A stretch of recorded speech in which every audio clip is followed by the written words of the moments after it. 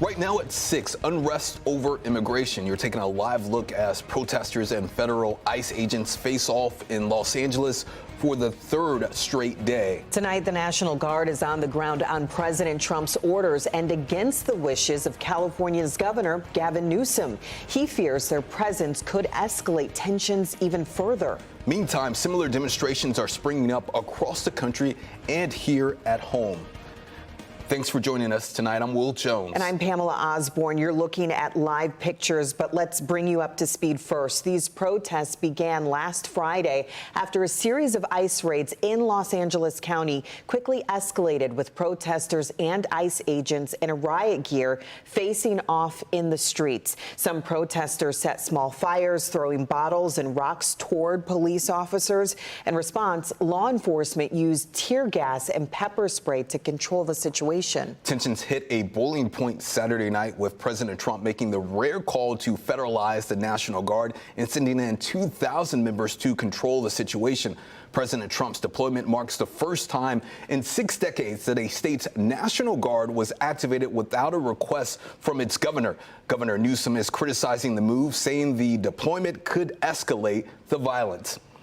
Closer to home, people gathering in downtown Detroit are protesting President Trump's response to the demonstrations. Our Noel Friel heard from protesters who say they feel it was important to stand with Detroit's immigrant community. Noel, tell us more. Yeah, the protesters that I spoke to say they were shocked at the response to those protests in LA that has unfolded this weekend. They say they wanted to show support for those protesters who were speaking out against the recent sweeps by ICE.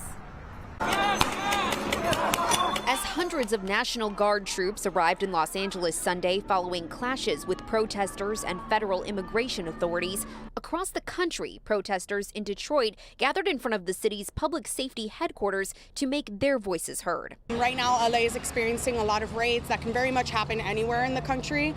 So we decided to come out, show our support, do a day of action, try to get this on the national level.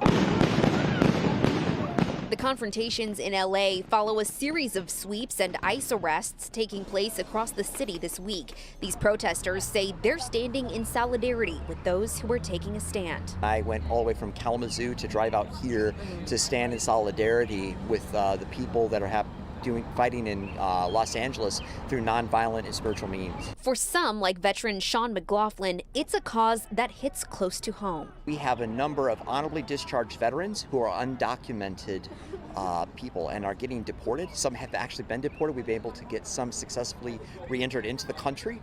But I mean, they've served for this country already. They put in that blood, sweat, and tears equity, and they deserve citizenship. With growing concern that other cities could soon face the same response to similar protests against the ICE raids, these activists want Detroit's immigrant community to know they're not alone. Then you look at what's happening in LA and in Chicago and in Minneapolis, and these are people that are hitting the streets and they're defending their community members and they're getting hit with tear gas. And I think that is just monstrous.